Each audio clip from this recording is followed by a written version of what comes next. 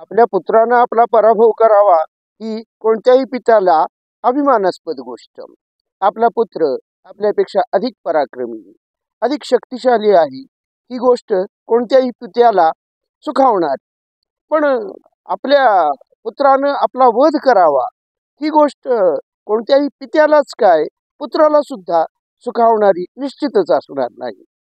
अर्जुनाच्या बाबतीत या दोन्ही गोष्टी घडतात. एका आयुष्यामध्ये एक मृत्यू ही पुरेशी वेदनादायक, कष्टदायक अशी सर्वसामान्य माणसासाठी घटना. अशा वेळी अर्जुनाला 2 वेळा मृत्यू येतो आणि त्याचा पहिला मृत्यू तर त्याचा पुत्र बब्रुवाहन याच्याकडूनच त्याला घडतो. बब्रुवाहन हा अर्जुन आणि चित्रांगदा यांचा पुत्र. चित्रांगदा ही मणिपूरची राजकन्या आणि चित्रांगद या राजाची एकमेव वारसदार. अर्जुन इंद्रप्रस्थामध्ये असताना सगळेच पांडव ज्यावेळी इंद्रप्रस्थामध्ये होते, राज्य करीत होते, त्यावेळी अर्जुनाकडून युधिष्ठिर आणि द्रौपदी यांच्या एकांताचा भंग झालेला होता आणि त्याचं प्रायश्चित्त भोगण्यासाठी अर्जुन जेव्हा भारतभर संन्यासी होऊन भ्रमण करत होता, त्यावेळी तो मणिपूरला आलेला होता. मणिपूर राज्यामध्ये तो आलेला असताना मणिपूरची राजकन्या चित्रांगदा आणि अर्जुन यांची भेट घडली.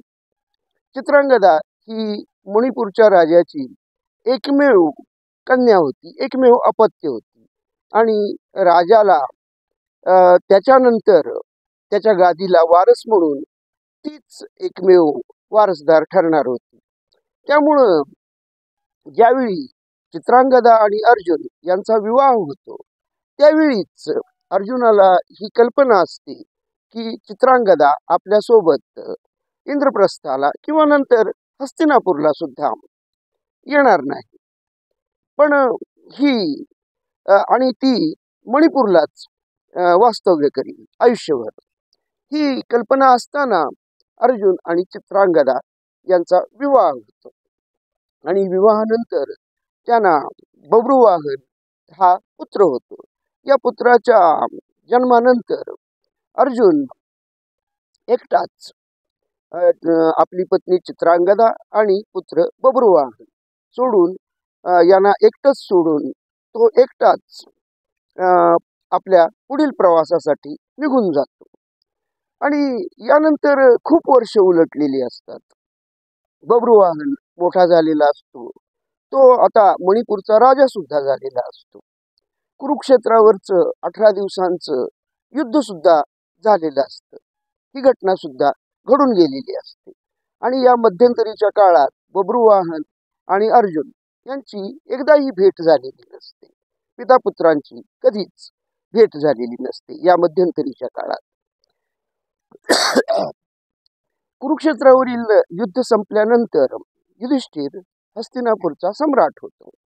सम्राटपदी बसल्यानंतर त्याला ही नेहमीच खंत वाटत राहते की आपल्या हातून पाप घडला आहे. आपल्या गुरुजनांचा आणि कुरुकुलातील ज्येष्ठांचा आणि आपल्या भाऊबंधांचा सुद्धा आपल्या हातून वध घडला आहे, हत्या घडलेल्या आहेत आणि हे पाप आपल्या माथी आहे. ही खंत युधिष्ठिराला नेहमीच सतावत असते. त्यावर उपाय म्हणून युधिष्ठिराचे पुरोहित त्याला सांगतात की त्यानं अश्वमेध यज्ञ करावा, म्हणजे या पापातून मुक्तता मिळेल.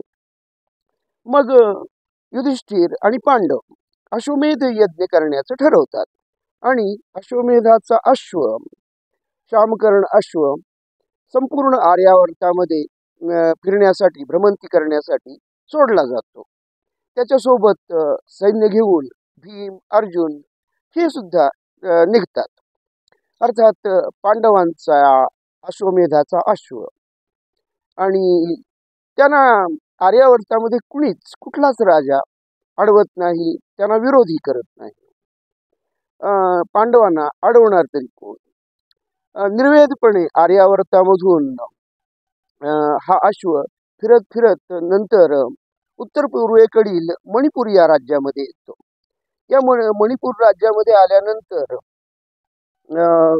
तो अर्जुनाला माहित असतं की या मणिपूर राज्याचा राजा माझा पुत्र असणार आहे आणि आपल्या पुत्रासोबत युद्ध करावं असं अर्जुनाला मुळीच वाटत नाही. पण मणिपूरमध्ये आल्यानंतर या अश्वाला बब्रुवाहन अडवतो आणि असं अडवल्यानंतर अर्जुन असा विचार करतो की या तरुण राजाला, बब्रुवाहन या राजाला विनाकारण आपल्या हातून मृत्यू यावा किंवा काही इजा पोहोचावी हे बरं नाही, हे आपल्यासाठी योग्य नाही. आपल्यासारख्या पराक्रमी योद्ध्यासाठी ही गोष्ट योग्य नाही. म्हणून तो बब्रुवाहनला एखाद वेळी ही गोष्ट माहीत नाही की पांडव त्याचे नातेवाईक आहेत आणि अर्जुन त्याचा पिता आहे. खरं तर हे पटायला थोडंसं कठीण वाटतं, पण महाभारत कथा अशाच प्रकारे वर्णन करते, त्यामुळं आपण ती स्वीकारतो आहोत. मग बब्रुवाहन हा अश्वमेधाचा पांडवांचा अश्व अडवतो. तो अडवल्यानंतर अर्जुन त्याच्याशी युद्ध न करता तो रणभूमीवरून मागे जातो. आणखी भीम आणि वृषकेतू, कर्णाचा पुत्र वृषकेतू यांच्याबरोबर थोडंसं सैन्य देतो आणि त्यांना सांगतो की बब्रुवाहनाला समजावून सांगा की हा अश्वमेधाचा अश्व तू अडवू नको, त्याला सोडून दे, नाम मात्र खंडणी दे आणि हा अश्व सोडून दे. पण विशेष म्हणजे बब्रुवाहन सैन्य घेऊन आलेला भीम आणि वृषकेतू या दोघांचाही पराभव करतो आणि वृषकेतूला तर तो घायाळ सुद्धा करतो, जखमी सुद्धा करतो. या गोष्टीचा अर्जुनाला क्रोध येतो, राग येतो आणि तो मग स्वतः रणभूमीवर येतो आणि बब्रुवाहनाशी युद्ध करू लागतो. पण बब्रुवाहन इतका शूर असतो, बलिष्ठ असतो, त्याच्या मातेनं त्याला पुरेसं बलवान केलेलं असतं आणि तिच्याकडूनच त्यानं युद्धाचंही शिक्षण घेतलेलं असतं आणि शेवटी तो अर्जुनाचाच पुत्र असतो. त्यामुळं तो पराक्रमानं लढतो आणि अर्जुनाचा पराभव करतो. एवढंच नव्हे तर एक प्रभावी अस्त्र सोडून त्याच्या माऱ्यानं अर्जुनाचा वध सुद्धा करतो. आणि असा वध झाल्यानंतर मात्र रणभूमीवर ही गोष्ट समजल्यानंतर राजवाड्यामध्ये चित्रांगदा तिथं धावत येते, बब्रुवाहनाची माता, आणि ती त्याला सांगते की अरे अर्जुन तर तुझा पिता आहे, त्याचा तू वध केलेला आहे. ही गोष्ट मग बब्रुवाहनाला समजल्यानंतर त्याला दुःख होतं आणि आता आपल्या हातून हे पाप घडलेलं आहे म्हणून तो स्वतःचं आयुष्य संपवण्यासाठी निघतो. तेवढ्यात तिथं त्याची सावत्र माता, अर्जुनाची आणखी एक पत्नी उलुपी, नाग कन्या उलुपी, ही नागवंशीय राजकन्या अर्जुनाची आणखी एक तिसरी पत्नी असते.